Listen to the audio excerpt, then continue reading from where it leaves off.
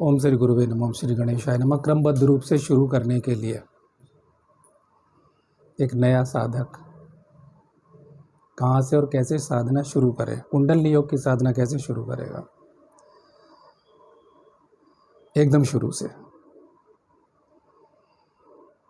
तो सबसे अच्छा रहेगा हम ज्योतिष विद्या से शुरू करते हैं कि ज्योतिष की शक्ति से या ज्योतिष विद्या से कैसे कुंडलिनी जागरण करें या आत्मज्ञान करें। मैं कभी भी आत्मज्ञान की सीधे बात नहीं करता, आत्मज्ञान की ओर, कुंडलिनी जागरण की ओर लोग करते हैं ना, फटाफट करते हैं। क्या करते हैं? आपसे भी मेरी लंबी वार्ताएं हुई हैं, फ़ोन पे वार्ताएं हुई हैं, तो मैं वहीं से शुरू करता हूँ, मैं सीधे नहीं बोलता। तो ज्योतिष विद्या के अगर हम कुंडली खोलें तो उसमें पहला उपाय क्या होगा? हमारा जन्म होता है तो सबसे पहले किसी स्थान पे जब माँ के पेट से बाहर आएंगे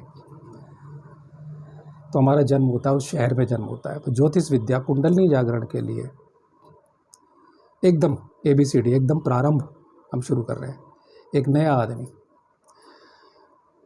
वो सीधे देवी देवताओं की बात नहीं कर रहा, वो तो हम करते हैं कि पतंजलि ने कहा एक मार्ग ये भी है,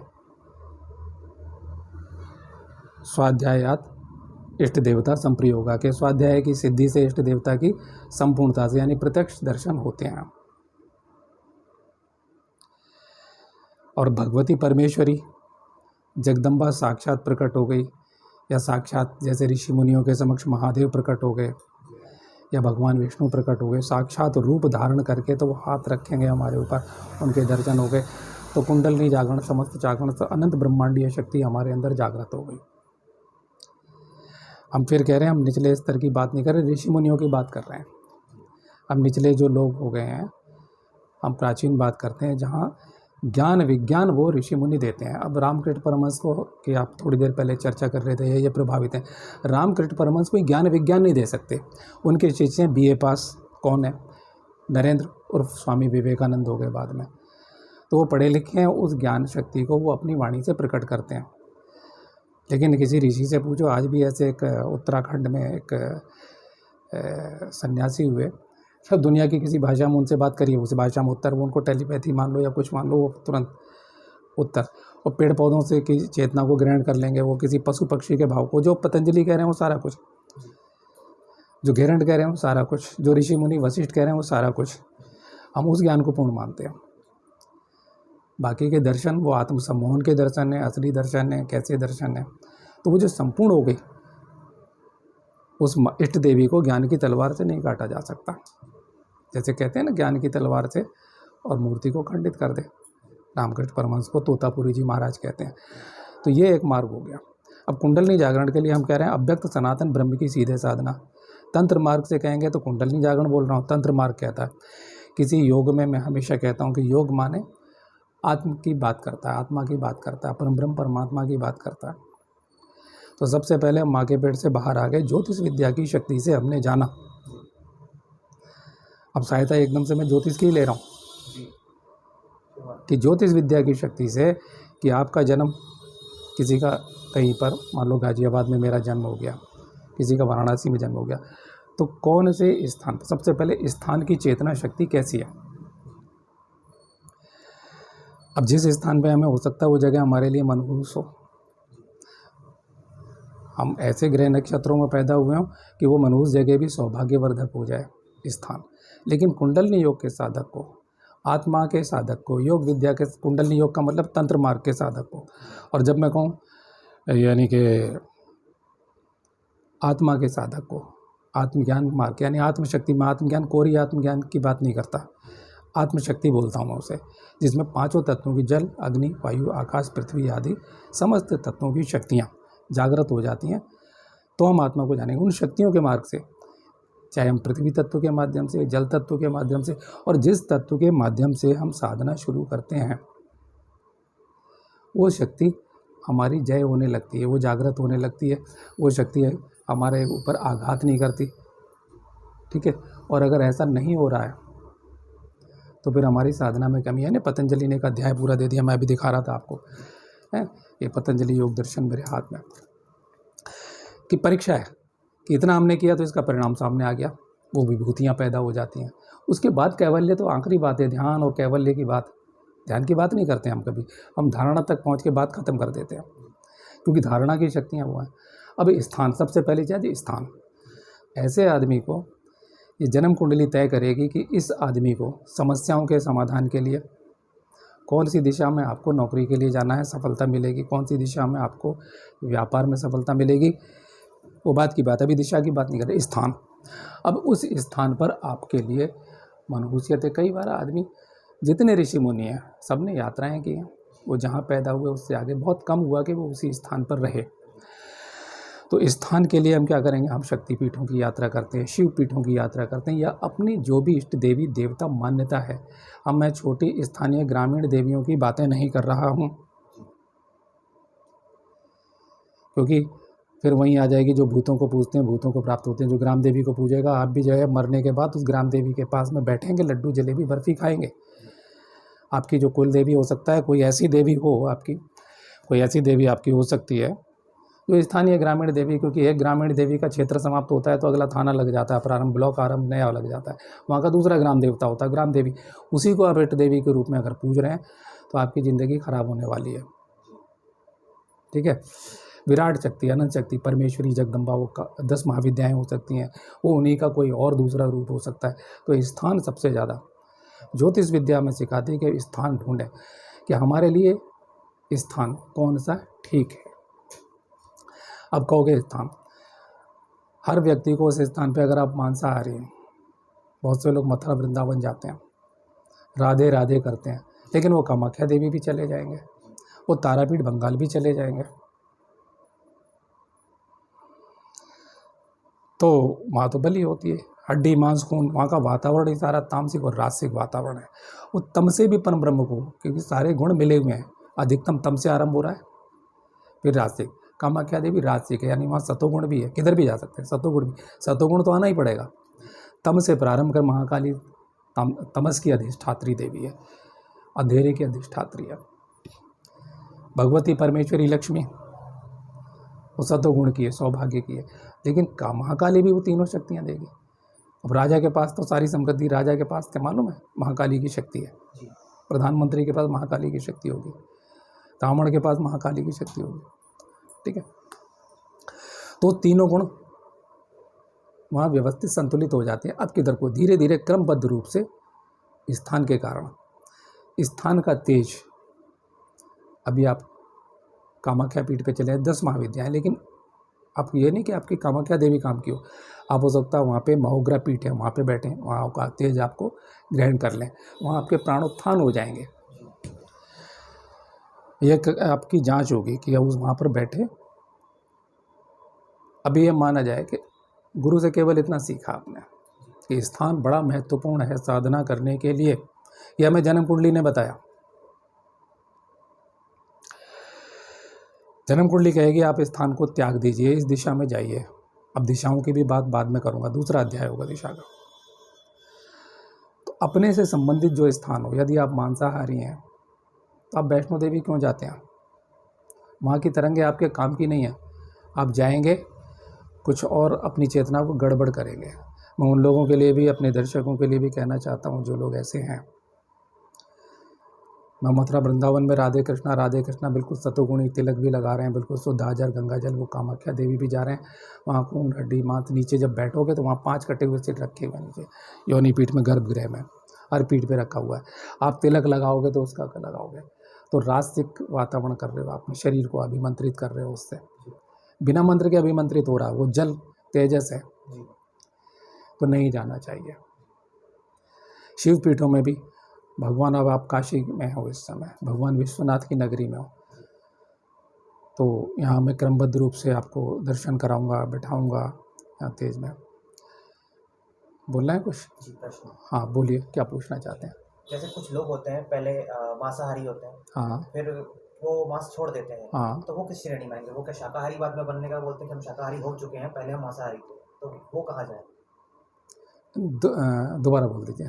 मतलब जैसे कि पहले जो लोग पहले मांसाहारी होते हाँ हैं, हाँ हाँ एक समय आता है कि उनको लगता है कि हमें मांस छोड़ देना चाहिए, अब वो शाकाहारी बने, 1-2 साल हो गए उन्हें हाँ हाँ शाकाहारी बने हुए, हाँ। तब ऐसे लोग कौन सी श्रेणी में आएंगे कि वो नहीं, अगर मांसाहारी मान रहेंगे? लिया जाए, छोड़िए, आप कामाख्या देवी पे जाते हैं थोड़ी देर के लिए, तारापीठ पे जाते हैं, जी बंगाल के तारापीठ पे जाते हैं, वहाँ मांसाहार आप करते हैं, आपकी टैली तरंगे होगी, आपकी इष्ट देवी भी थोड़ी देर के लिए मान लेते हैं, कल्पना से मान लेते हैं कि आपकी तारा ही है, क्योंकि गुरु बताएगा।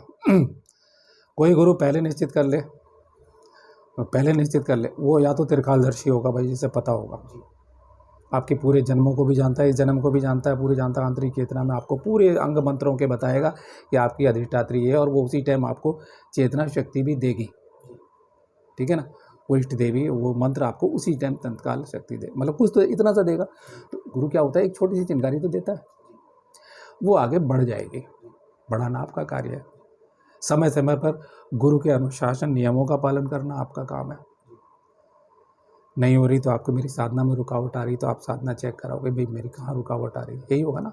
बार बार उन अनुशासन में रहोगे, उन नियमों का पालन करोगे, उतने मंत्रों के अंग, जैसे मैं 16-18 अंग जितने मैंने एक वीडियो बनाया है उसमें पूरे अंग बताए हुए हैं, भूत शुद्धि से लेके अंगन्यास करन्यास दिग्गज बड़े ढंग से मैंने समझा दिए गए हैं मंत्र के अंग। वो करोगे तो मंत्र में शक्तियाँ जागृत होंगी, तत्व जागृत होंगे। अब रही बात इसकी कि पहले आपने प्रश्न किया कि वो मांसाहारी थे, और मांसाहार में वो तारापीठ पे जाते थे, और अब वो शाकाहारी हो गए, धीरे धीरे अपने आप हो गए। तो आपका कहना है कि अब क्या वो मथुरा वृंदावन जाए, इट बदल लें अपना? नहीं।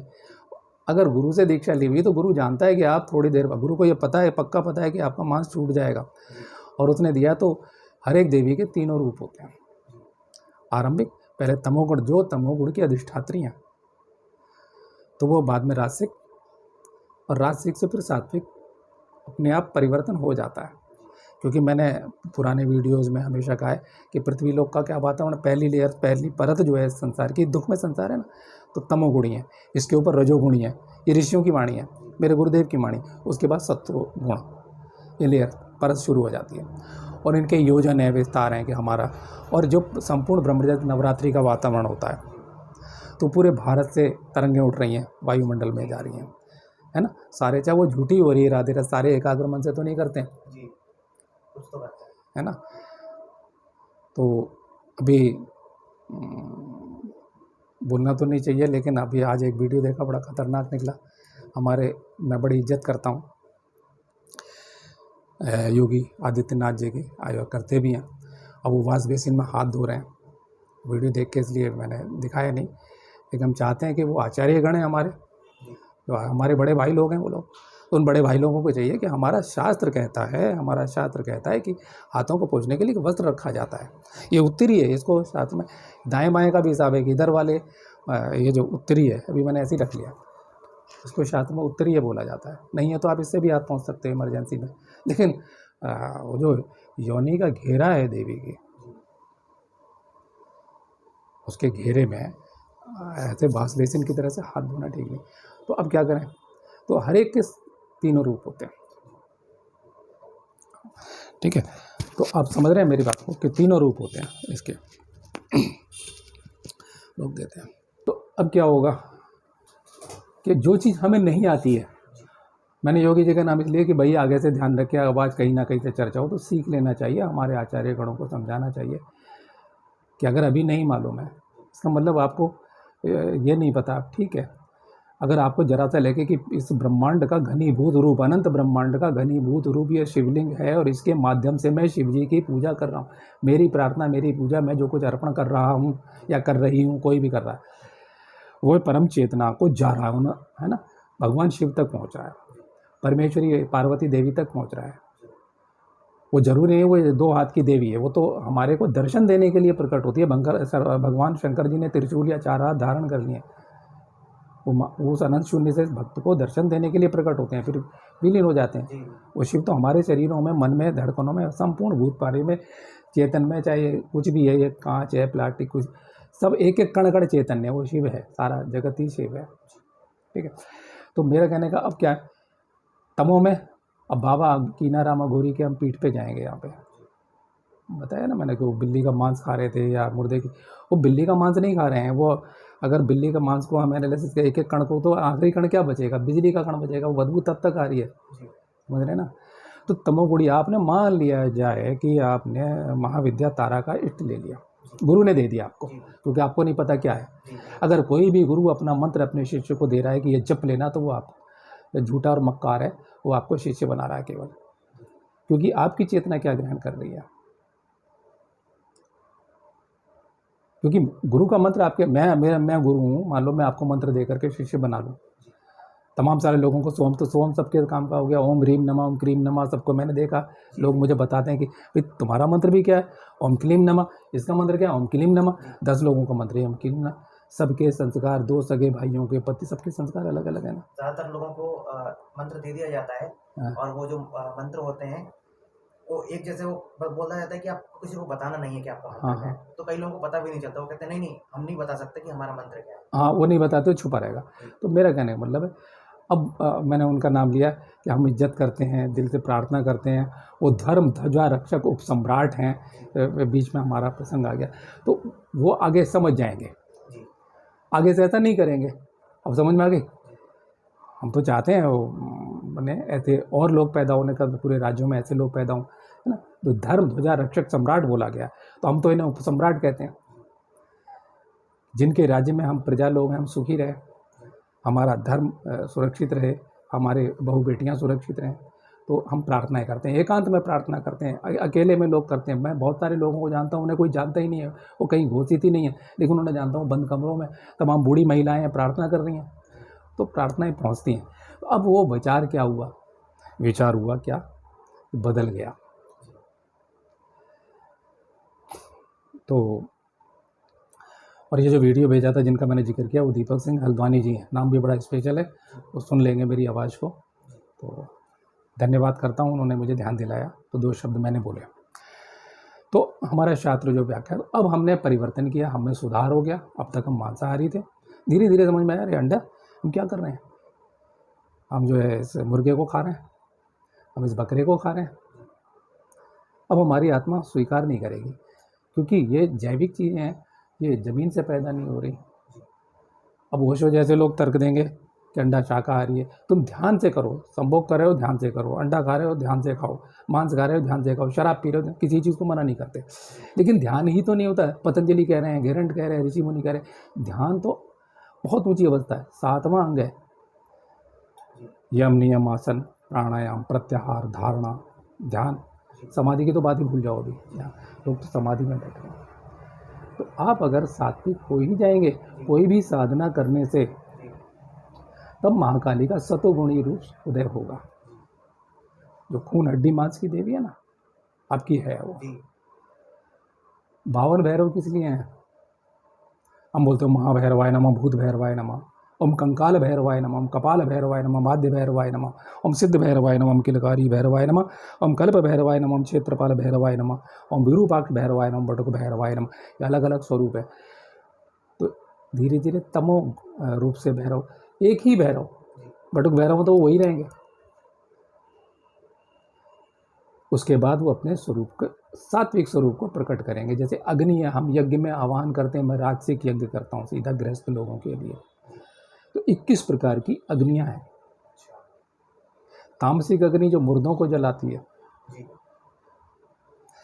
तामसिक अग्नि जो नाभि से नीचे मलमूत्र फेंक रही है, वीर्य फेंक रही है, वही तामसिक अग्नि जब मूलाधार चक्र में अग्नि है ना, काम की अग्नि एकदम प्रज्वलित होती है, वीर्य बना रही है, लिंग उत्थान कर रही है, स्त्रियों में योनि में उत्तेजना पैदा कर रही है, तामसिक अग्नि है। 7 प्रकार की अग्नियों का वास। आप महाभारत पढ़ लीजिए, अग्नि पुराण पढ़ लीजिए, तो आप जब जानेंगे वो हैं कहाँ, तो उन अग्नियों का आपको साक्षात्कार करना होगा। स्थान, मैं स्थान नहीं बोल रहा हूँ कि स्थान, आप इस स्थान पर बैठे हुए हैं, ये चंदुआ चित्तूपुरा वाराणसी का एरिया, ये भगवान कभी, अब ये आपका भाग्य है, मेरा प्रारब्ध, ये हमारा मिलना, ठीक है। तो स्थान, इस स्थान से आपकी चेतना में उत्थान हो सकता है। आप पहली बार ग्रहण कर रहे हैं। अब मैं यहाँ पे आपको 10 पीठों पे ले जाऊँ, मैं आपको अपने गुरुदेव की पीठ पे ले जाऊँगा, मैं आपको उसके बाद महागणपति की पीठ पे ले, सबसे पहले तो गुरु ही होता है। मैं हमेशा कहता हूँ, मेरा व्यक्तित्व तो मेरा माँ बाप ने तो केवल जन्म दिया, और जन्म दिया में क्या करता है, नौकरी धंधा काम धंधा। आप मेरे पास बैठे हो, आप मुझे सम्मान दे रहे हो, आप मुझे प्रणाम कर रहे हो, क्यों कर रहे हो, बड़े बड़े लोग प्रणाम कर लेते हैं। मैं जानता हूँ मेरी औकात नहीं है, या मेरे गुरुदेव को प्रणाम जा रहा है जिन्होंने मुझे ज़मीन से उठा के, कूड़े में से उठा के, झाड़ पहुँच के इस लायक बनाया कि मैं ये बोल पा रहा हूँ। तो मैं तो उनके पैर पे जहाँ उनकी चरण रज मैं माथे पे लगाऊंगा सबसे पहले, आप देखो दंड करता हूँ, धूल को प्रणाम करता हूँ और उसको प्रणाम करता हूँ तो एक एक कण कण चैतन्य हो जाता है। मेरी बुद्धि शुद्ध रहती है कि मैं क्यों आया हूँ संसार में, मुझे याद रहता है, विचलित नहीं होगा।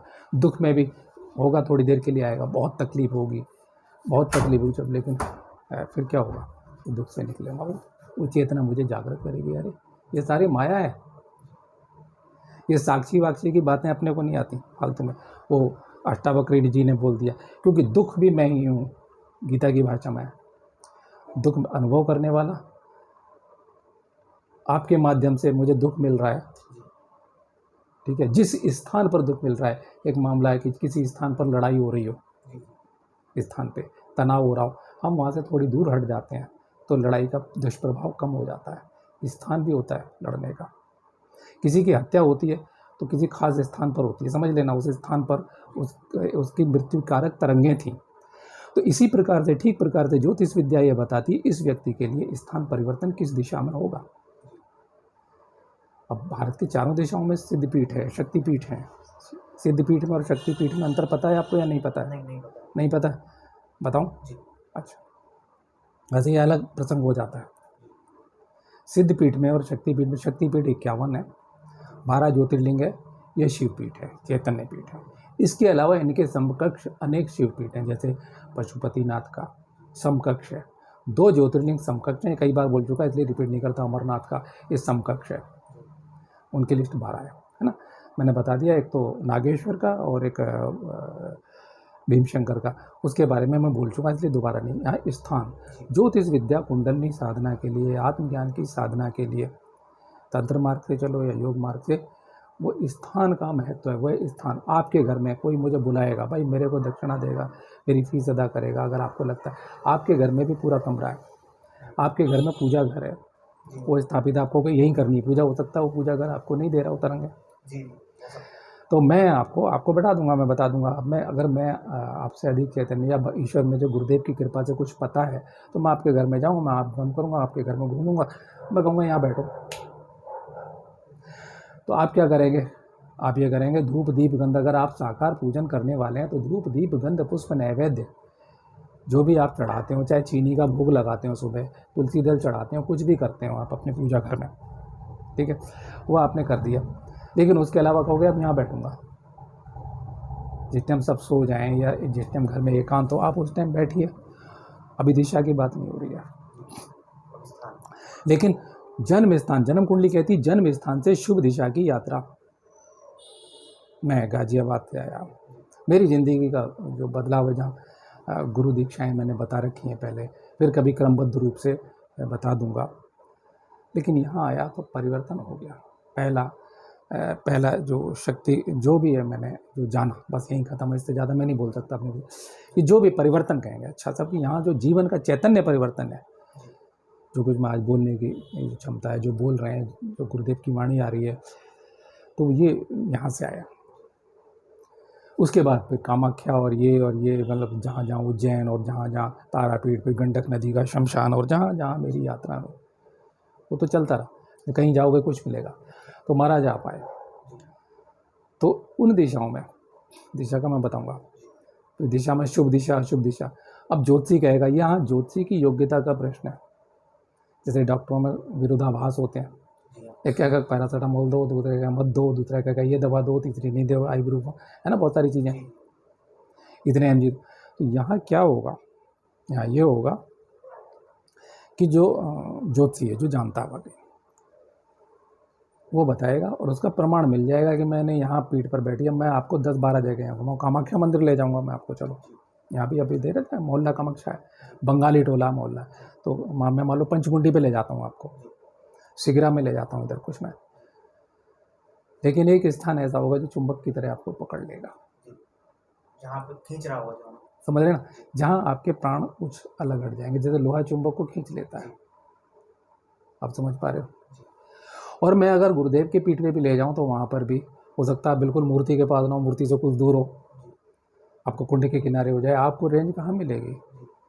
तो स्थान का ये महत्व होता है। तो कोई भी साधक जी भाई कम से कम कुंडलनी योग की साधना करनी है किसी भी व्यक्ति को, तो कम से कम इतना त्याग तो करना पड़ेगा। मुट्ठी भर से जो धनवान है, धनवान लोग बहुत कम जो है इतनी गहरी साधनाओं में।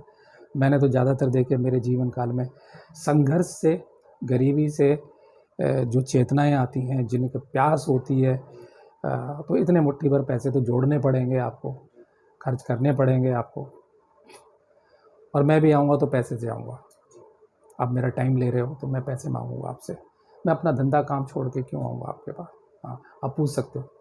हाँ मेरा ये प्रश्न है कि हाँ आपने देखे होंगे कई कई बड़े बड़े संप्रदाय हैं हाँ जो एक जगह बैठे रहते हैं हमेशा हाँ जिंदगी भर, वो अपने मठों में, और हाँ वहीं से सबको दीक्षा देते हैं, और उनके लाखों लोग आते हैं, लाखों चले आते हैं और वहाँ पे आके दीक्षा लेते हैं, और वो फीस भी लेते हैं और दीक्षा भी देते हैं और मंत्र भी देते हैं। हाँ। तो मतलब कि उनका मतलब क्या चल रहा है, मतलब वो साकार होंगे कभी जीवन में कि जो ले रहे हैं, जो शिष्य बन रहे हैं, उनका जीवन कभी सुधरेगा कि हमेशा ऐसे ही रह जाएगा? अब मैं उनको कह दूँ, अब बड़े बड़े नाम है भाई वो सुनो, मैं तो एक मामूली आदमी कहता हूँ, साधारण आदमी कहता हूँ, लेकिन वाणी में 5000 साल पुराना व्यक्ति हूँ। बात वहीं से शुरू करूँगा, बाद वालों की बात ही नहीं करता, कितना ही बड़ा नाम ले लो मेरे से। 2-4 आदरणीय, मैं आदि शंकराचार्य का नाम लेता हूँ, दंडवत प्रणाम करता हूँ। मैं गोरखनाथ जी से प्रभावित नहीं हूँ, क्योंकि मैंने बता दिया बड़ी शक्ति है, मंत्रों में भी शक्ति है, मंत्रों है ना, सावर मंत्रों की आन दे देते हैं, ये करते हैं। लेकिन मैं शुरू करूँगा उनके आदि गुरु से। मैं दंडवत प्रणाम होऊंगा तो दत्तात्रेय को, मत्स्येंद्रनाथ को प्रणाम होऊंगा। दत्तात्रेय संसार अनंत ब्रह्मांड का सारा ज्ञान, क्योंकि वो स्वयं ही ब्रह्मांड है। तो उन लोगों को जो आदि गुरु है, मैं उन्हें पकड़ता हूँ।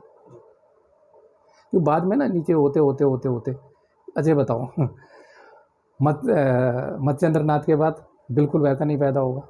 दत्तात्रेय के बाद, दत्तात्रेय के बाद कोई दूसरा दत्तात्रेय पैदा, दुर्वासा के बाद, भगवान कृष्ण कंपेरिजन कर रहे हैं, तुलना कर रहे हैं भाई, दुर्वासा के बाद कोई दूसरा नहीं होगा।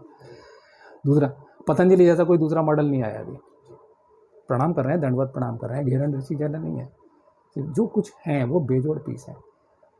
तो कंपेरिजन, तुलना, यानी कि वो उस मूल तत्व में वहाँ तक पहुँच गए, वो ब्रह्म तक, जहाँ सर्वशक्तिमान ईश्वर उनकी देह से बह रहा है, उस रूप में बह रहा है। ठीक है, तो इस स्थान आप जाएंगे।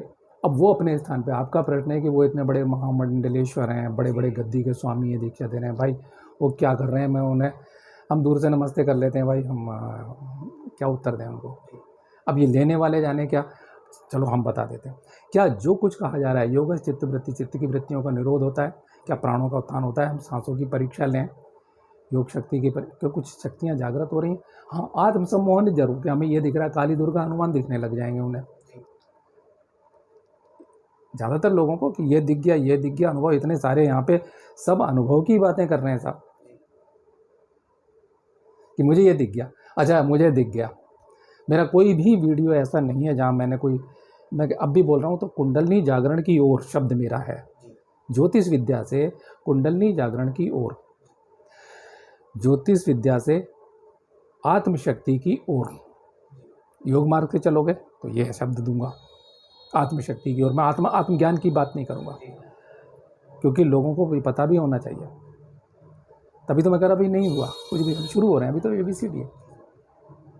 तुम आत्मज्ञानी लोग, आत्म साक्षात्कार के किस्से, ब्रह्म साक्षात, ईश्वर दिख गया, तो लेकिन पता लगा भगवान, आप तुम ब्रह्मज्ञानी बन गए, लेकिन जेलों में डाले जा रहे हो, पिट रहे हो। ये भैया हमारे ऋषि मुनि तो ऐसे नहीं होते थे, उन्होंने किया, जेल की सलाखें टूट गई, उन्होंने किया, अच्छा राजा को भी बोल दिया तो वो भिखारी बन गया, मिनटों में कुछ भी बना दिया, कुत्ता घोड़ा बंदर। भाई ईश्वर तो मतलब ऋषि मुनि तो ऐसे होते हैं, हम उनकी बात करते हैं, उससे नीचे मैं बात करने वाला नहीं हूँ। तो वो क्या कर रहे हैं वो जाने, कि लाखों लोग उनसे दीक्षा ले रहे हैं, बिल्कुल ले रहे हैं, लेकिन ये तो निर्णय वो करेंगे, मेरे को अधिकार नहीं है। बस इशारे में समझ लो क्या हो रहा है। आप यहाँ आए हो, अपने घर से आए हो, टाइम लेके आए है ना, अपना स्थान छोड़ के आए हो, मैं भी अपना स्थान छोड़ के आया हूँ, क्योंकि जो कुछ मिलेगा गुरुदेव कृपा करेंगे तो। और आपका मार्ग अलग होगा, मेरा मार्ग अलग है, आपका अलग होगा।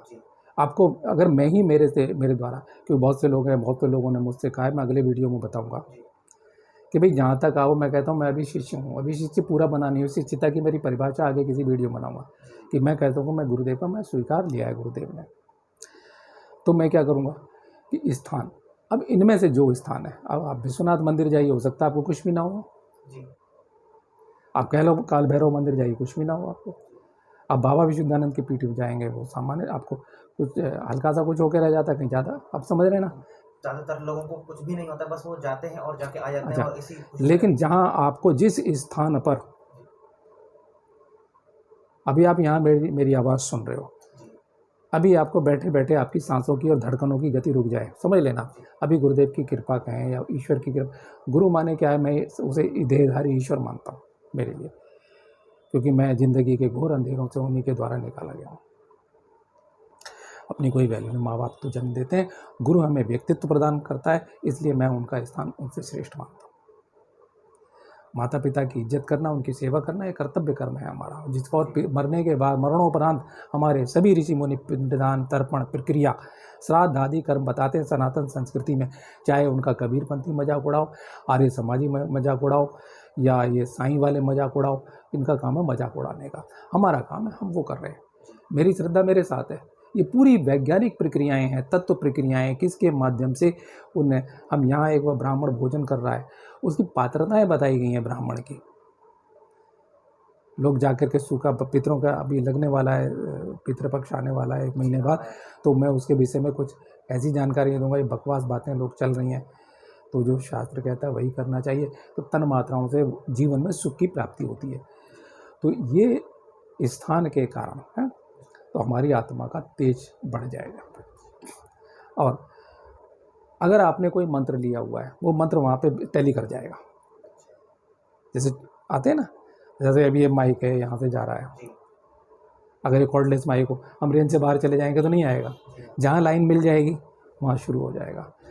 तो मेरे प्रिय, आपके समझ में आया कि स्थान का क्या महत्व है। ज्योतिष विद्या ने दिया। अब ज्योतिष जी एक बात करेगा, ज्योतिषी कहेगा, अब यहाँ दिशाएं शुरू हो जाती हैं। दूसरा अध्याय दिशाओं का, वो दूसरे वीडियो में बताऊंगा। और मैं अपने श्रोताओं से कहना चाहता हूँ, ज़िंदगी में पहली बार मेरे सामने एक नए मॉडल के व्यक्ति बैठे हैं जिन्होंने वो कहे ABCD से शुरू करूँगा कि तो मैंने सोचा कि क्या कहाँ से शुरू करूँ। अब वो तंत्र से चलेंगे, योग से चलेंगे, लेकिन अगर ऐसा है एक जिज्ञासु, एक, लेकिन हमें लगता है सच्चे जिज्ञासु हैं, प्यास है। प्यास नहीं होती तो आप मुझे यहाँ तक आप मुझे मेरी अपेक्षाओं पे खरे उतर रहे हो, मेरा टाइम खरीद रहे हो, है ना। और मेरा टाइम खरीद करके क्योंकि यहाँ भीड़ में सार्वजनिक बोलना, यहाँ जहाँ मुझे लगता है कि कोई बात गुप्त है तो मैं झट रोक देता हूँ, वो बताऊँगा। अंतरंग वार्ता है, लेकिन ये वार्ता दूसरों के भी काम की है ना। कोई ऐसा व्यक्ति और हो तो वो समझ लेगा। तो सबसे पहले स्थान की यात्रा, मैंने बहुत यात्राएं की जीवन में।